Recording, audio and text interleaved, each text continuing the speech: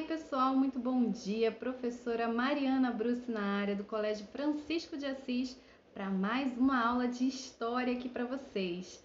E na aula de hoje a gente vai dar continuidade às nossas discussões sobre a ditadura civil-militar, um tempo presente na história do Brasil. Nas últimas aulas, a gente refletiu um pouco sobre esse processo que levou ao início da ditadura civil-militar no Brasil e ali os seus primeiros anos até o governo Médici. Vamos lembrar então algumas coisas importantes desse momento? Inicialmente, é importante a gente considerar que a ditadura no Brasil não foi resultado de uma ação exclusiva dos militares, no sentido de que eles foram lá, deram um golpe, implantaram um Estado autoritário e violento contra toda a sociedade brasileira. Não é bem assim. A gente pensa ali o golpe de 64 como um golpe civil-militar, ou seja, teve o protagonismo ali das Forças Armadas, teve toda uma questão ali no dia do golpe, com os tanques de guerra espalhados nas principais cidades, nas principais capitais do país. Teve a atuação principalmente dos generais, do exército, das Forças Armadas, na condução do Estado brasileiro nos 20 anos seguintes ao golpe. Mas a gente não entende a ditadura no Brasil sem pensar os seus elos com a sociedade. Havia uma parte significativa da sociedade brasileira que legitimou esse movimento, né, no contexto aí desse cenário político do nosso país e que, ao mesmo tempo, tinha lá suas relações que permitiram que esse processo se estendesse durante tantos anos aqui no Brasil. Foram 20 anos de ditadura e a gente não explica 20 anos de ditadura apenas pela força das armas. Então havia uma dimensão também de consentimento que a gente precisa considerar, refletir, justamente para que muitos dos erros cometidos durante esse governo, durante esse período da história do Brasil, não sejam repetidos no futuro.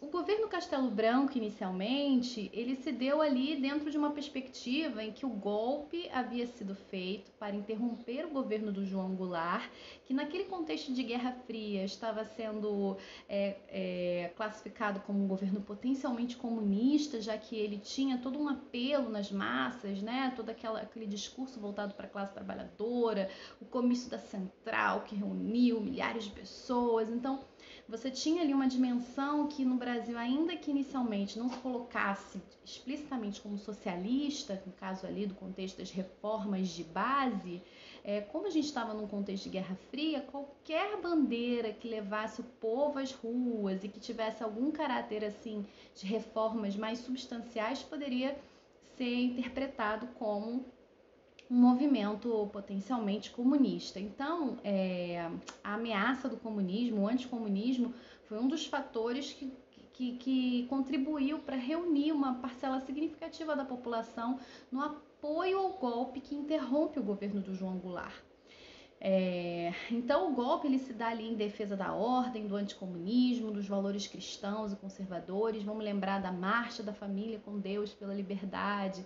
Teve uma antes do golpe e uma depois do golpe no Rio de Janeiro e São Paulo, legitimando esse movimento que naquele momento ali ainda não se tinha uma noção de que ia se estender durante 20 anos. A ideia era que fosse ali uma coisa mais pontual para tirar o João Goulart, eliminar essa ameaça comunista do Brasil e, na sequência, retornar à normalidade democrática. Mas não é bem isso que vai acontecer, né?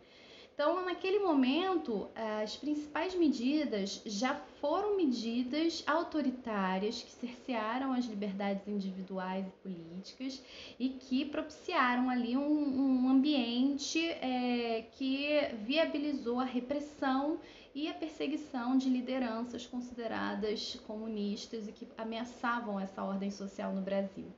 Então, o ato institucional número 1 já instaura ali o estado de sítio, dá início à perseguição dos movimentos sociais. Na sequência, você tem o ato institucional número 2, número 3, que vão cerceando as liberdades democráticas, até culminar lá no AI-5, no governo Costa e Silva, que aí vai ser a suspensão do habeas corpus, a suspensão dos direitos individuais e aí a oficialização de um Estado extremamente autoritário aqui no nosso país e que vai resultar em centenas de mortos e desaparecidos aqui no Brasil. Do ponto de vista econômico, havia uma necessidade enorme de reduzir o déficit no setor público através de políticas de austeridade, né? Compressão de salários, acabaram com o direito de estabilidade previsto na CLT, foi criado o fundo de garantia, justamente para que as pessoas tivessem mais rotatividade nos empregos e elas acabam podendo ser demitidas.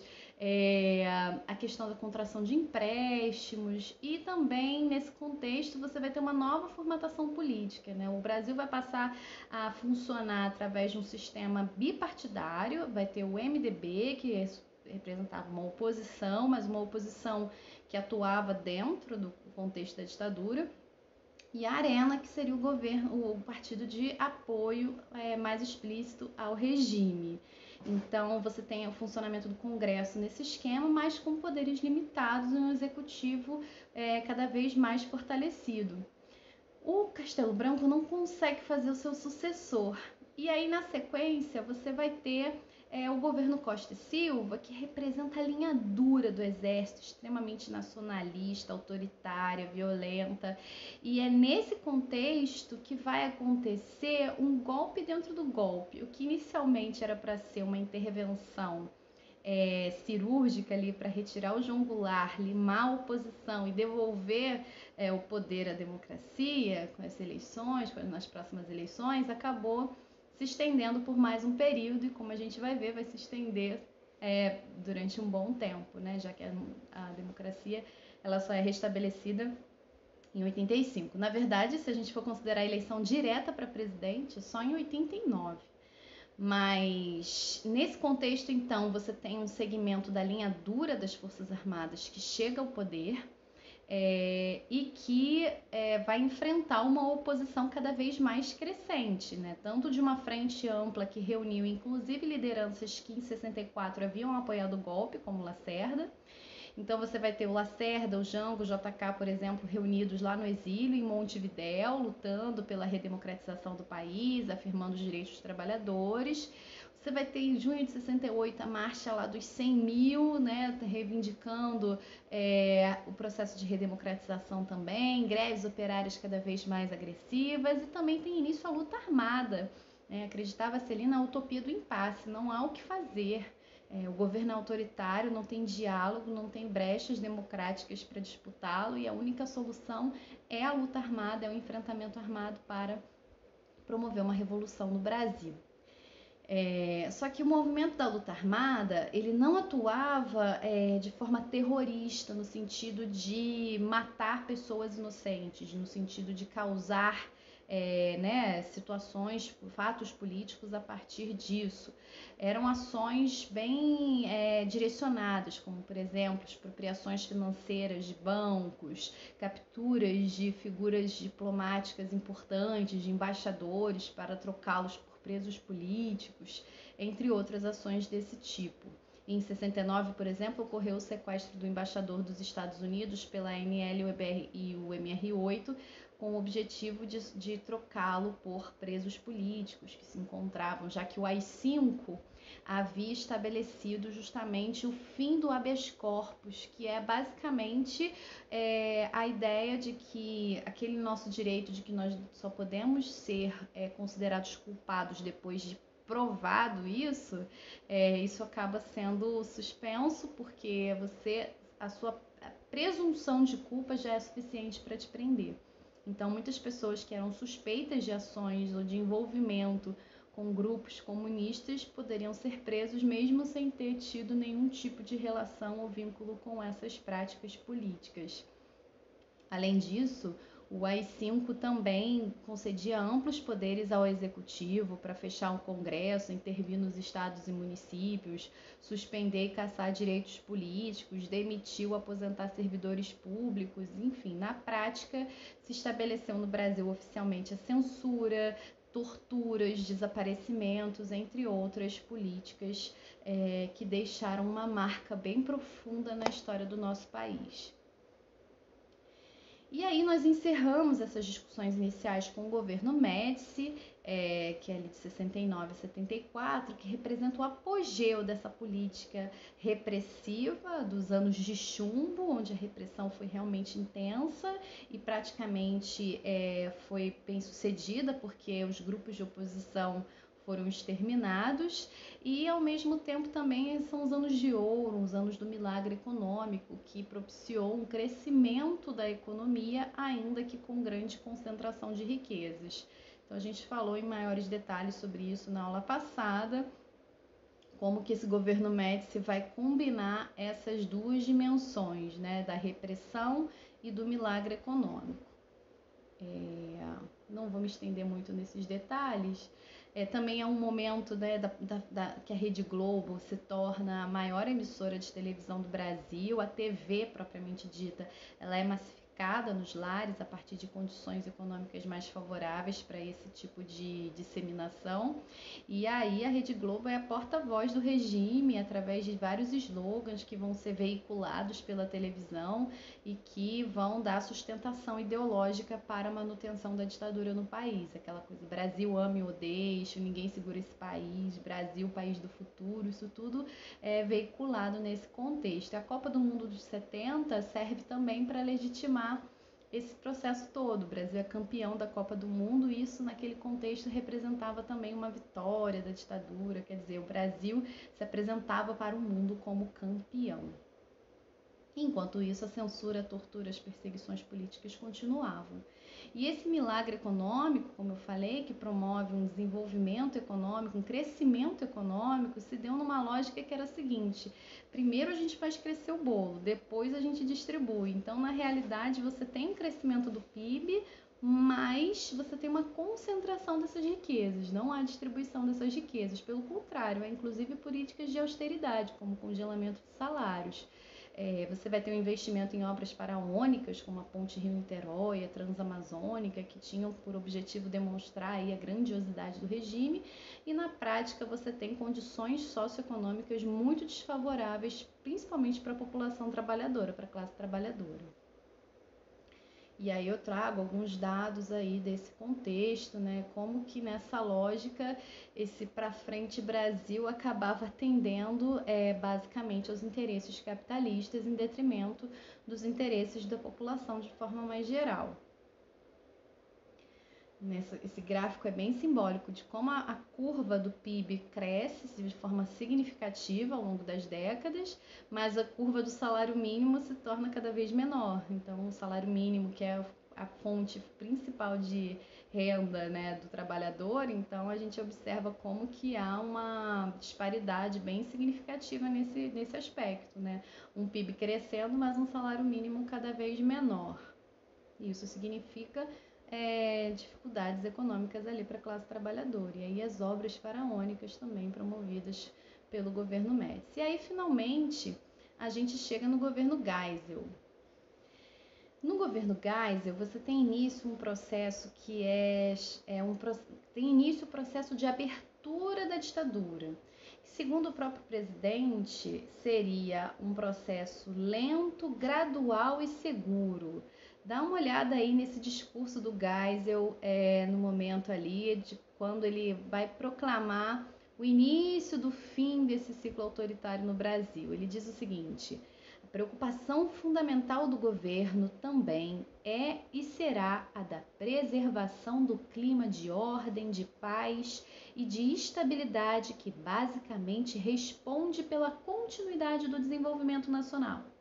Os órgãos de segurança continuarão atuantes, portanto, no combate perseverante e rigoroso, mas sem excessos condenáveis, duros, porém sem violências inúteis, pois lhes compete agir para a salvaguarda das instituições e da ordem pública.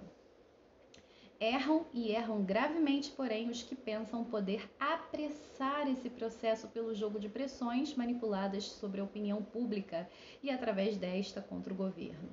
Tais pressões servirão apenas para provocar contrapressões de igual ou maior intensidade, invertendo-se o processo da lenta, gradativa e segura de extensão tal como se requer para chegar-se a um clima de crescente polarização e radicalização intransigente, com apelo à irracionalidade emocional e à violência destruidora. E isso, eu lhes asseguro, o governo não o permitirá. Quer dizer, ele está falando aí basicamente de que esse processo de abertura deverá ser lento, gradual, seguro, sem pressão, sem se voltar contra o governo. Os órgãos de segurança continuarão atuando para impedir exageros e, nesse sentido, esse processo de retorno à democracia deverá ser feito com muito cuidado e sob controle dos militares, sob controle do governo, sob controle da ditadura. E vai demorar, não vai ser rápido não. No âmbito da economia, o que você vai ter? Depois lá do milagre econômico que havia propiciado um desenvolvimento econômico e que na realidade não houve uma distribuição dessa riqueza, logo depois, em 1973, num cenário que já estava desgastado, você vai ter a crise do petróleo.